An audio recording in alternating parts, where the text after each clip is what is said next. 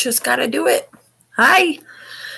I keep getting more brave. That's exciting. It's really exciting to not be so nervous, but still a little nervous. I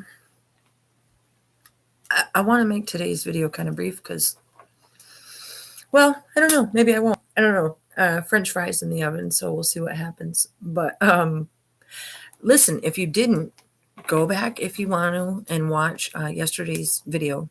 Stick to the script, because in it, instead of talking about my dreams and visions and various things in my life after death experience, in which I did in fact meet Prince Rogers Nelson, and he showed himself to me as the creator, the ancient one, the all-knowing one, our creator, an ancient being that dabbled in DNA and made us all who we are. So if you haven't got that from the gist of my videos, welcome to my videos.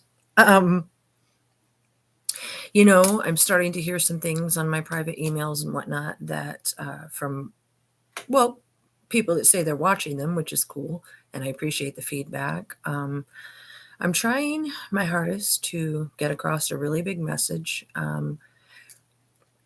The thing that's different about my channel than all the other Prince investigation channels is that I'm not here to get famous. I don't have a YouTube personality. This is just me, and I'm trying to share something that I was told when I passed away and didn't remember until the spring of 2020. So it's a really big thing. And what I mean to say is, you might come here and you might get a video about some of those things, or you might come and get one that's just strictly script. But anyway, I'll try to separate them and make some playlists for you guys so they'll be easier to watch. But I think overall that it's best if you watch as many videos as you can, because this message that I'm trying to get across is way bigger than just the investigation. I decided to focus on how much I knew or was shown about the investigation to earn your trust.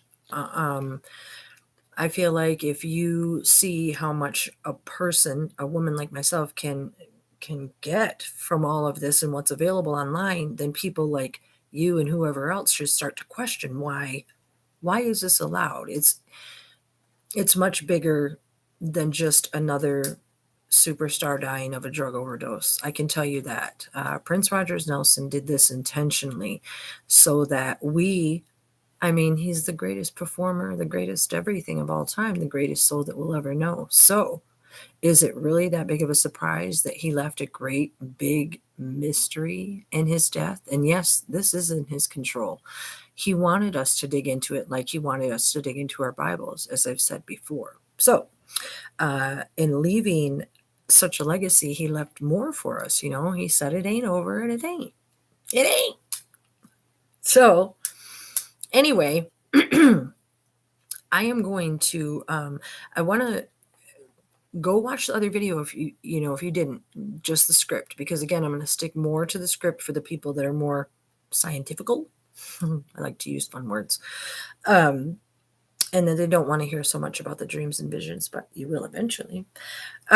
Anywho's, watch it. And as we discussed yesterday, one of the things that I said that was interesting is that it's reported that Kirk, Marone, and Andrew all arrived at approximately 9 o'clock. And then when Detective Hastings and Hovarth, or whatever his name is, got there, that he noted the people in the lobby, 3 men and some women. I can't remember specifically how many.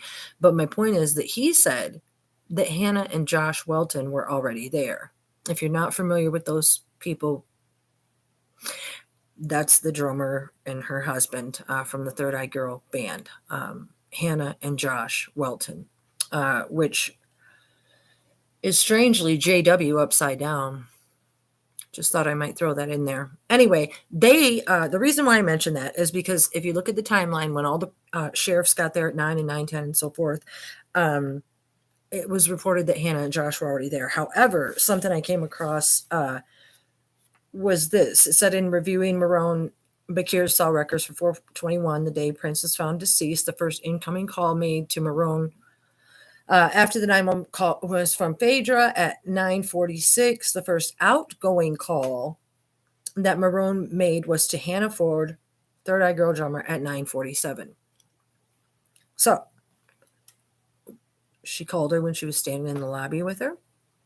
And even if you believe that, why were they all allowed to stand around with cell phones on a crime scene while umpteen billion police officers and people traipsed around two crime scenes? Anyway, that was just on yesterday, because I had found that, because I'm trying to find every single time frame that I can find to create a timeline for you guys. So that's just that. Again, you have to watch the other video, follow along. Everybody was there at once for the one crime scene. Everybody else was there at another time for the other crime scene. And I just wanted to share that with you. Now,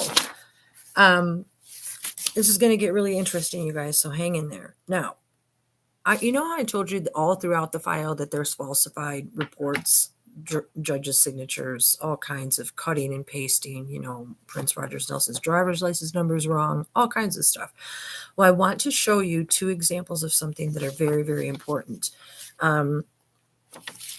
This is what Carver County put out on as their their public incident report for 4/21. Now, I know it's blurry, you guys, I'm sorry, but what I want you to see is it only notes the time here. Sorry, I can't find the camera. 9:43 is the time noted, okay? And this is a public incident report, okay?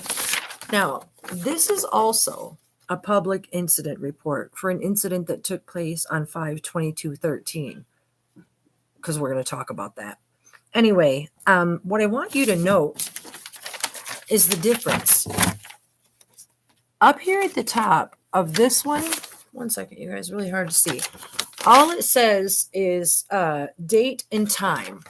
Okay, that's it. Date and time, 9:43. That's what time they want us to think that the 911 came in right there. That's it. That's it. Now, when you look at this one, which is, again, the same report, it's a public incident report, and I have many of these. I'm just going to show you one because I try not to be redundant. Do you see how this one has a reported time, a completed time, earliest time, latest time, date? I can't see that so well. There's a great deal more information on the real incident reports than there is on this one. Now, again, this one goes down here to say persons involved, even though they've already told us that all these people were at Paisley Park, including Josh and Hannah, everybody. Down here at the bottom, it says persons involved, and it only says Prince Rogers Nelson deceased. Okay. But on this one from 5/22/13 for a suspicious persons activity, well, you get all these other people that are listed, and blacked out. So what is my point? My point is that if you were to call Paisley Park before 4/21 and make a police report, that they listed all these various times and dates, the start date, the time, et cetera, et cetera. I'll have to wait on that unless the door is open. Come on in. So there's a lot more detailed information on the report that would be a normal report. And then the one that's fraudulent has absolutely no information whatsoever. That's how we know that these things are cutted and pasted, just like a kindergartner. That's right. Somebody just brought me French fries, so I got distracted. Sorry. So anyway, the reason I wanted to show you those right away is because, again, the fraudulent timekeeping, the 9:43, but not only that, I wanted to take it to the aspect of what this 5/22/2013. You guys, I pulled telephone reports, like everything that was available I found and got. So my point is this. On 5/22/13, when you get into the file, you read this information, and you can see I've taken notes and everything.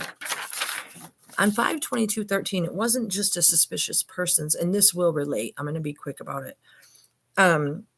This is what the police report says. After reviewing, this was 5/22/13. After reviewing this case, I felt that there was a strong possibility that this was an incident involving swatting. Swatting is a relatively recent occurrence in which a suspect will use the method, most commonly a voice connection, like an internet call, to spoof the caller ID data. Sorry, I'm going too fast. To spoof the caller ID data transmitted when a phone call is initiated. Anyway, the result of the spoofing is the ability to make a phone call and lead the recipient to believe the call is originating from a different location than the actual location. So in a swatting scenario, a suspect will place a call to 911 and will spoof the caller ID to make it appear that call is coming from somewhere else. You guys have probably heard about kids sending pizza to other kids' house. Well, this swatting was on a much larger scale. So on 5/22/13, someone had called and reported that someone was raped. I'm not going to get into all the details because that'll take us too far in. But my point is that on 5/22/13, someone reported that they were raped. They researched it supposedly and then called it swatting. But when you research it, it says, I performed a records check through Clear and learned that the originating number did not belong to Paisley Park and Chanhassen and that the line was serviced by Integra Telecom. This is what's important. Integra Telecom was also Ann Tollefson. Ann Tollefson is the regulatory and contract specialist for electric lightwave, also known as Integra Telecom. And that's right down here at the bottom. Sorry, again, I don't have the technical skills to do this the right way. Do you see where it says electric lightwave, FKA, Integra? And at the bottom in her email, it says Integra something.com. I can't see. What's my point, you guys? They ran the check for the supposed swatting call through Integra. Integra is owned with an DBA or an LLC, I'm sure. Electric Lightwave, Integra, because all through, I told you guys, if you watch the videos, that Phaedra and Diane Frappier, they're real known for going around and setting up LLCs and DBAs.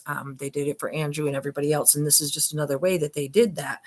They set up this Electric Lightwave, this Integra. They would set the name up, change it, do an LLC, etc. So what they were doing in 2013 when Phaedra took over and started paying everybody in 1099s and all these different things, and I'm trying to stay on track, started happening. My point is that they set up this telephone system that would enable them to have all these different lines to Paisley Park because they knew what they were planning. It's been going on for a very long time. So Ann Tollefson, I went ahead and looked at her LinkedIn account, and I found it truly interesting on there that she takes credit for helping set up single-handedly, basically, what's called the Jabber, Jabber. It's like a Jabber phone system. It allows, it's like how we do on Zoom. There's a bunch of people chatting, but it would enable a lot of different things. Go check it out, you guys. It's what I believe they used at Paisley Park, and Ann Tollefson takes credit for setting up on her LinkedIn. It's what they used when they pretended that they were swatting, so that they could run these tests. Now, they also use the DBA LLC for Integra Electric Lightwave. So, moving on, more on Ann Tollefson. This officer wrote, now this is to let you know on the dual investigation. My fries are going to go to waste. They're way too crunchy. Sorry. Wow. Anyway, I can't believe I did that. This officer writes, on 4/28/2016, this is really important, I received a response from Integra Telecom via email. The response was sent by Ann Tollefson, regular contractor specialist. I read fast, so I mumble. I don't mean to do it to you guys. The response had a cover letter that indicated the phone number blank and blank, it's blacked out, were assigned to Paisley Park Studio with the billing and service address, yada, yada, yada. The letter also indicated that the other telephone numbers associated with the account, the other telephone numbers were, 1, 2, 3, 4, 5, 6. See all these blacked out numbers? Every single one of those are a blacked out phone number for Paisley Park. So the paperwork, they black out the phone numbers. So the officer requested phone paperwork for Paisley Park as part of the research. That's what this says. And he said when he got the information back, it said the response, the letter indicated those phone numbers, and they were all crossed out. The response also had an attached file with the call records for 2 phone numbers between the dates of 3/21 and 4/21, 2016.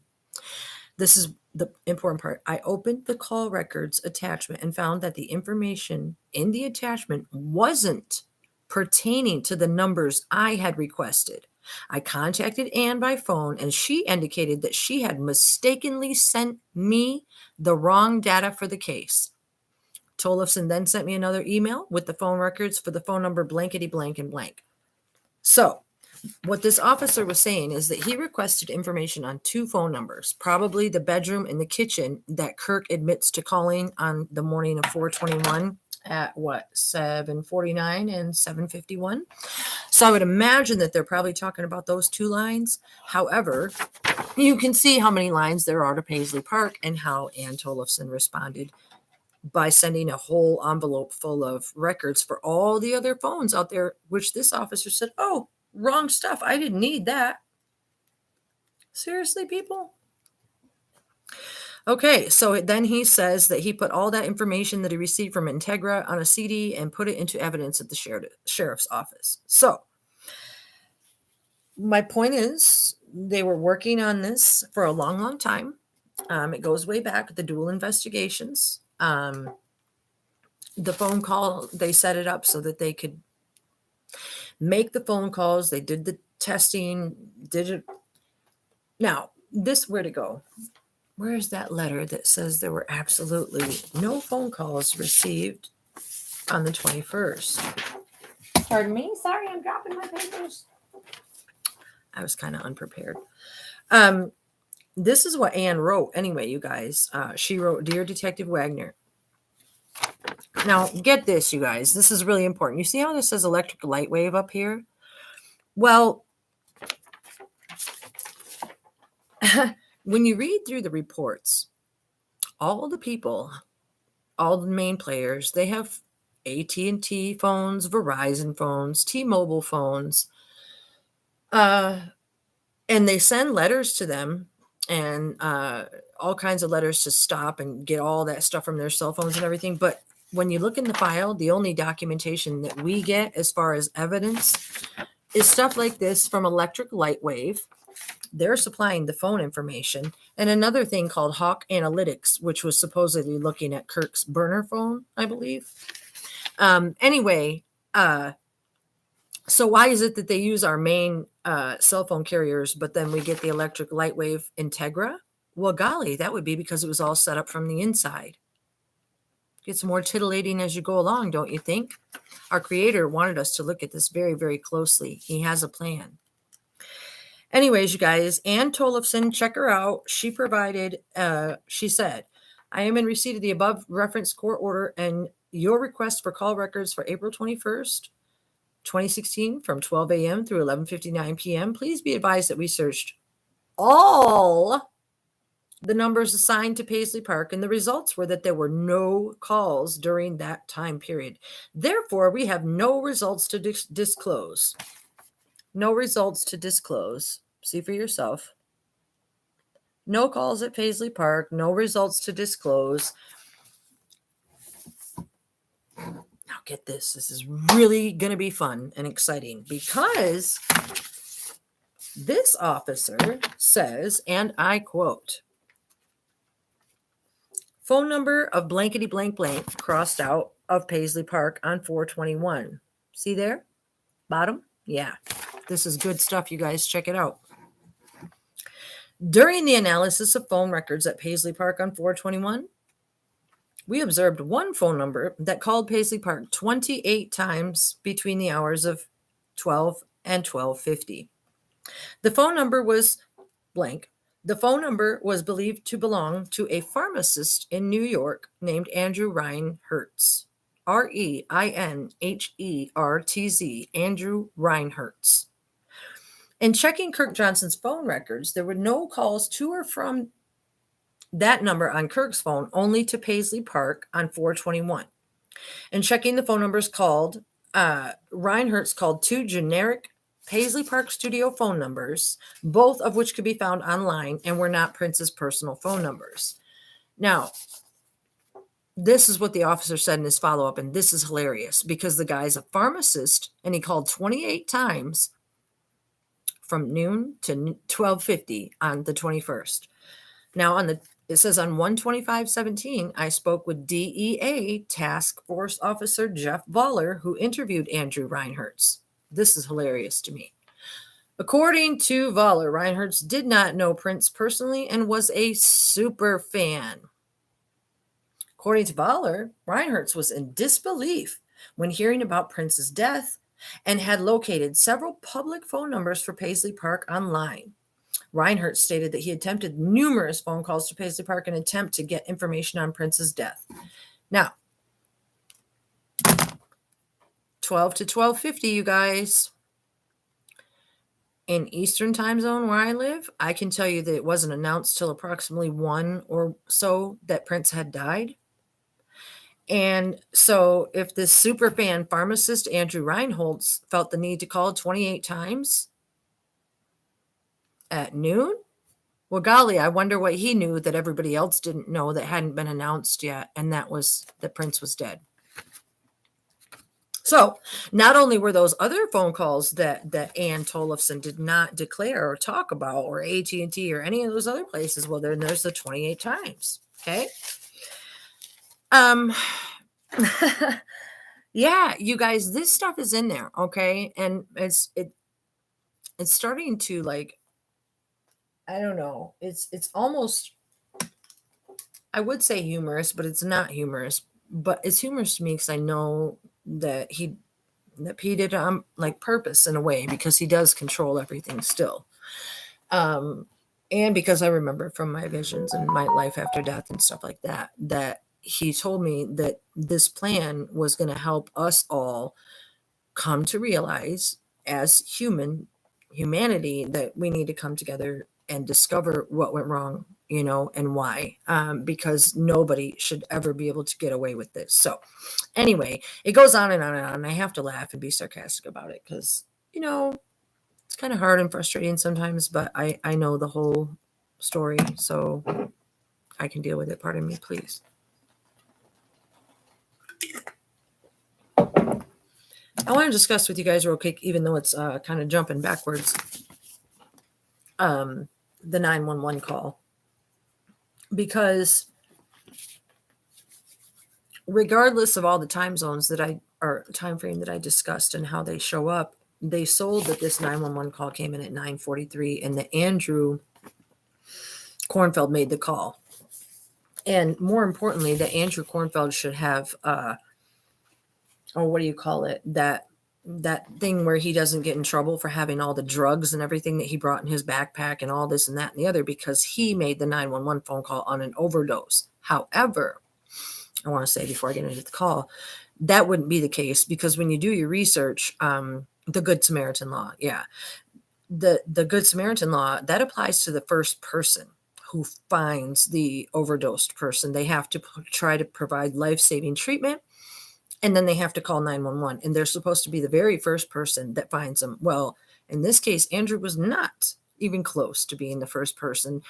So why should he be getting off from everything that was found during this file with the Good Samaritan law? He shouldn't. So I have to say these things before I forget about them. So in the 911 call, they sold that it was Andrew that called. Okay. So I just want to talk about that again because it's telecommunications. I'm going to break it down in case you haven't heard it. It reads like this. It's Emily Colstock and the unknown male caller. I'm not going to keep saying who's who because it'll be obvious. So 911, where's the emergency? Hi there. What's the address here? Yeah, we need an ambulance right now. Okay. We have someone who is unconscious. Okay, what's the address? We're at Prince's house. 6 lines in, he said he's at Prince's house. Okay, does anybody know the address? Is there any mail around you could look at? Yeah, okay, hold on. Okay, your cell phone's not going to tell me where you're at, so I need you to find me an address. Yeah, the person here is dead. So on line 4, he said unconscious. And then on line 10, he said dead. And he already told her he was at Prince's house. So, okay, get me the address, please. Okay, I'm working on it. Concentrate on that. And the people are just distraught. The caller says, well, what people? Well, that goes back to Kirk and Marone and Hannah and Josh and everybody being there at the same time as all the police were at 9 o'clock when Hennepin County got a call and all that jazz. Watch yesterday's video. Anyway, I understand they're distraught, but okay, I'm working on it. Okay, do we know how the person died? I don't know. Okay. So we're in Minneapolis, Minnesota, and we're at the home of Prince. You're in Minnesota, Emily says? Yes, Minneapolis, Minnesota. You're sure you're in Minneapolis? That's correct. Okay, have you found an address yet? Yeah, I'm so sorry. I need the address here. 7801. 7801 what? Paisley Park. We're at Paisley Park. You're at Paisley Park, Emily says. Okay, that's in Chanhassen. Are you with the person who's... Yes, it's Prince. Okay, the person. Okay, stay on the line with me. Okay, and then they cut and it says phone ringing. And it says ambulance, Shirley. And this says Carver with the transfer for Paisley Park Studios, 78. And then the lady says 7801 Audubon Road before she even gets the address out. And she said, we have a person down, not breathing. Even after she was told that he was dead, she said, we have a person down, not breathing. And then she says, yep. And then it says, he's. And then it says, we're going to get everybody. Go ahead with the transmittal, sir. So who is Emily talking to? Go ahead with the transmittal, sir. And then it cuts to this part, which I find truly interesting, you guys. Put your eyes on this. Dispatch, Kaylee. Yeah, Kaylee, this is Shirley at Ridgeview. You can cancel anybody going to Audubon. Confirmed DOA. Dramatic pause.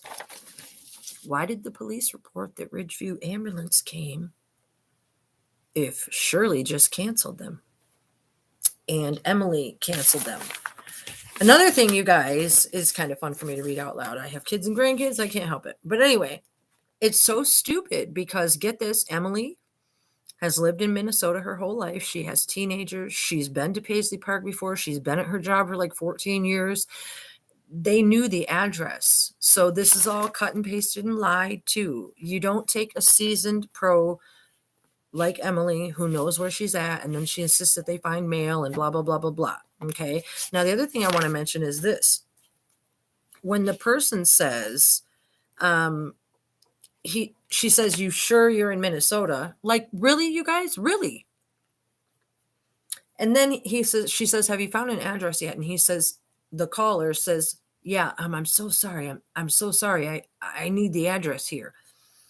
Like he's interrupting something. But the fact of the matter is, and then the two people in the back right here, they shout out 7801, 7801. And then he goes to give it to the dispatch. And then she's like, oh, you're at Paisley Park, because she knew the address already. So anyway, my point is, the Kornfeld, during the Kornfeld, because we don't know if it was Andrew or Howard, but during the Kornfeld interview, the Kornfeld reports that he waited in a room with Marone.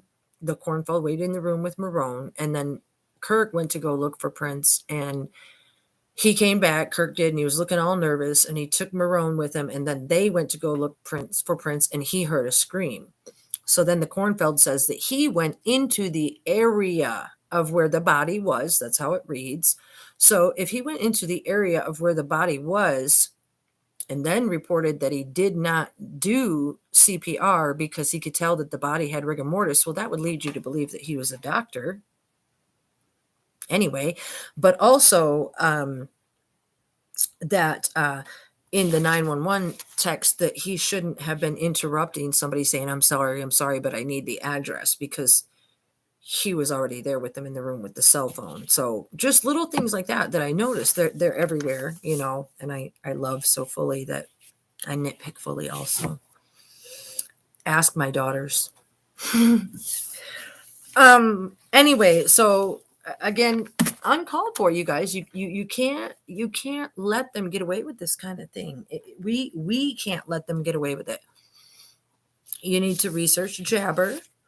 You need to research Ann Tollefson. You need to research all the LLCs. They're like, if you don't know, limited liability companies, or DBAs, doing business as. And as I mentioned previously, I believe they were running a Walgreens, no, not the Walgreens, but the CVS pharmacy off of an LLC. Because that's the other thing, you guys. One second, let me show you something. When you look at the documentation for the that was provided, this is a joke. Sorry, there's something on my screen. This right here is another big fat joke I want you to take a look at. This is supposedly the medication search that they did for the drugs. I know you can't see it really well, but you can see it well enough to know that it looks generic as I don't know what. Now, what is my point? You know how I said that with all the phones, they're T-Mobile and Verizon and AT&T, we get Electric Lightwave and Integra and all that. Well, Minnesota has their opiate program. It's called the Safe Script program. That's their statewide thing, where you would run someone's name and date of birth and all that to get all the drugs that they had been prescribed and what doctors prescribed what and so forth. But this one that we get is called Health Information Designs, Inc. Health Information Designs, Inc. And it's a Minnesota query report. Generic as I don't know what, you guys. This is not Safe Script, Minnesota state law, pulling up Kirk Anthony Johnson's scripts from Dr. Boo, et cetera, et cetera. Even if it were, it would be a lie, because it says that he only had the one prescription in his name. But Dr. Schulenberg also told us that he wrote for Valium in Kirk's name. Okay? Now, LLCs, DBAs. On that note, you guys, you know how on the video on TMZ and all that, they always have supposedly Prince pacing outside the Walgreens waiting for his drugs. But then get this. Go online and look at the pictures and read the research. We'll do this another day probably, but my point is, nobody ever mentions the CVS pharmacy that is using the DBA, the doing business as, because Dr. Schulenberg said himself that he faxed in some of the scripts, and he gave them to Kirk physically to go leave and get. So my point is,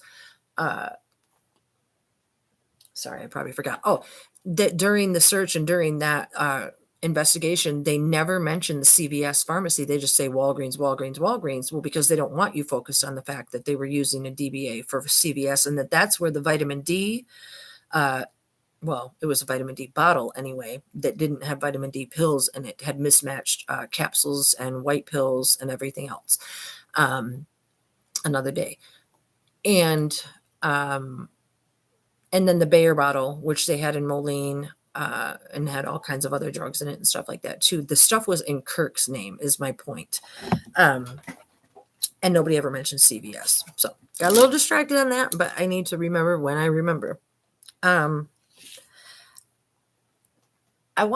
have a little more time, so I'm going to finish. The other thing that is told in the file in the media is that the last time that anybody saw Prince alive was at about 8 o'clock on the 20th. And, excuse me, sorry. Gotta have coffee.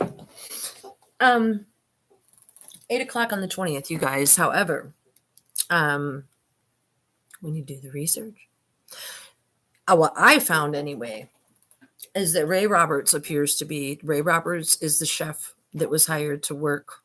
I believe you said Marone hired him.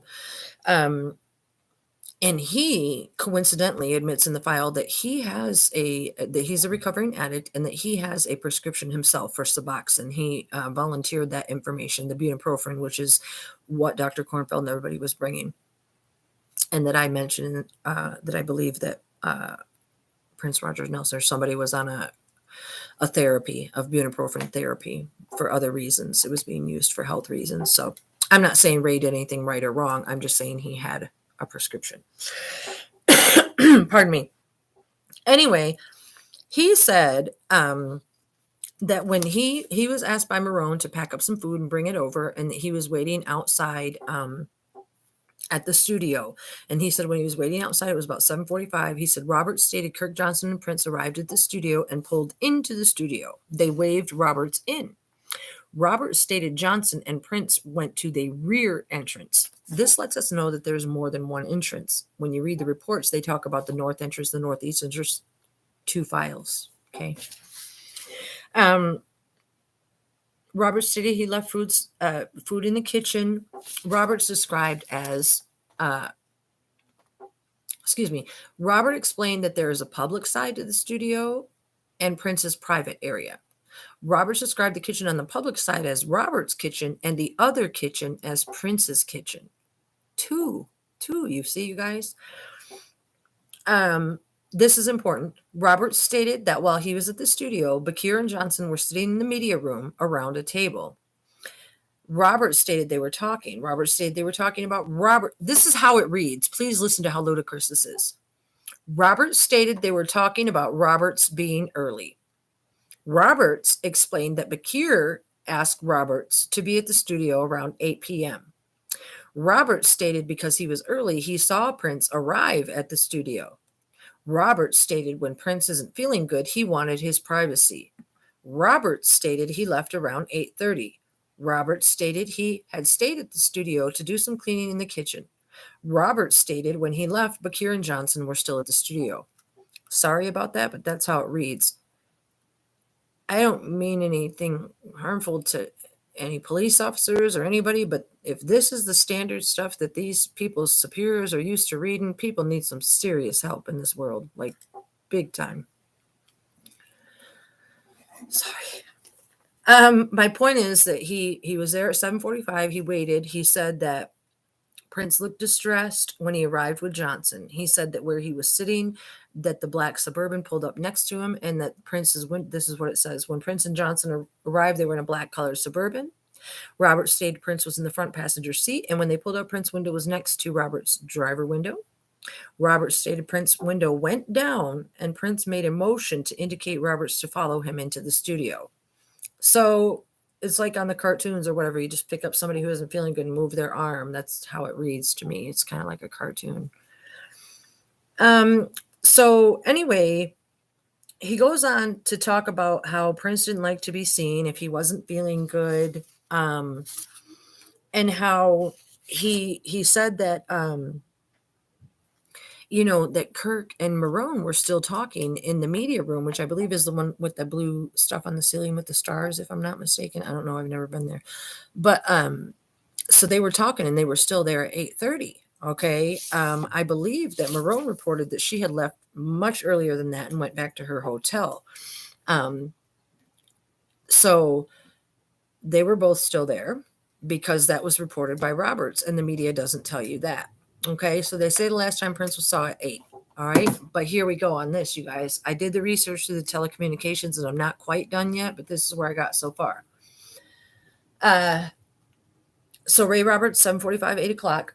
At 8:03, this is the thing, too. The rest of these came from the police officers and detectives' reports from the computer because they were supposedly checking emails. They want you to think that there's only one computer or maybe 2, Andrew and Prince's, but there's a lot more than that. And anyway, at 8:03, it says that Prince responds to an email from Phaedra at 8:03. And the one report says that the email says, "Done, thanks." That's it.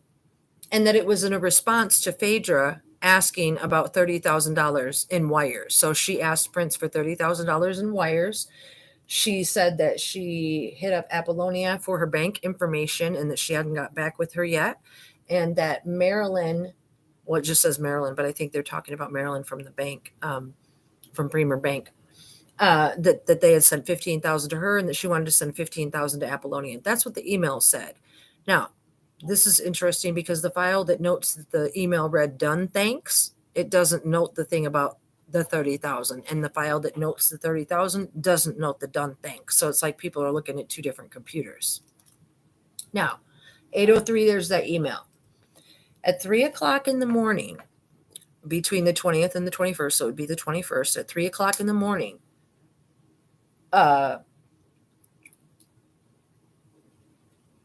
Prince sends an email. It says that, shoot, I don't know who sends that. I think Prince sends that email, or somebody sends an email, Phaedra, or somebody sends an email at 3 a.m. and it says, it feels like it went back in place. No need for him now. 3 a.m. on the 21st. And then the note on the file, it says that that's what they were told about the chiropractor coming to see Prince that night to give him an adjustment. Well, if that were factual and actual, who is this chiropractor and where is he? Because they also talked about somebody doing a power of attorney that day, some coming to the house when, anyway, those things are all there. So 3:00, it feels like it went back in place. No need for him now. 3:41, Kirk texts and says, or excuse me, emails and says, we have a doctor working all necessary care in-house. In response to no need for him now, we have a doctor working all care in-house at 3:41. What's interesting to know about 3:41 is, if you watch my other videos, 3:41 is pi in the backwards gematria. So it's also 3:19. So the 3:41, we have a doctor working all care in-house. It's interesting to say the least. Then 4:16, Kirk emails Prince, call me when you get this. Then 4:26, this person, Natalia Phillips, who I believe is one of the model lookalikes that they used for the piano and microphone tour. She takes credit on either her or Nicole Scherzwinger. Let me get back to something. At 4:26, Natalia Phillips emails sending because I love you or something like that. At 5:35 a.m., they said that this Nicole Scherzwinger emailed saying, or she sent a clip of home shopping bloopers to Prince.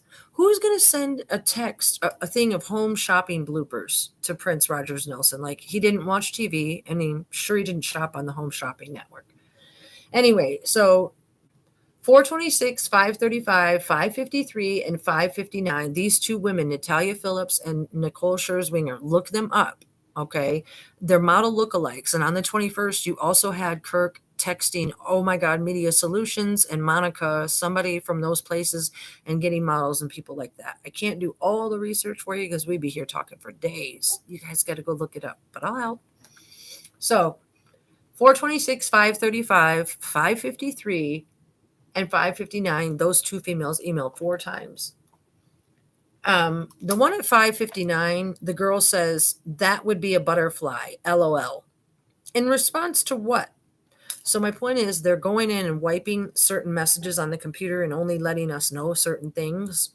This is all the information that's there. I just pieced together the times. I know it doesn't seem to make any sense. It doesn't make any sense because you're supposed to look into it more.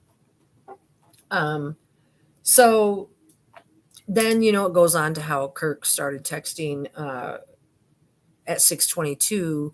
He called out and got a call in from Kornfeld. It doesn't say which one, but at 6:22, his phone shows a call in and a call out at the exact same time to a Kornfeld. So 2 or 1. 7:04, Phaedra calls Kirk.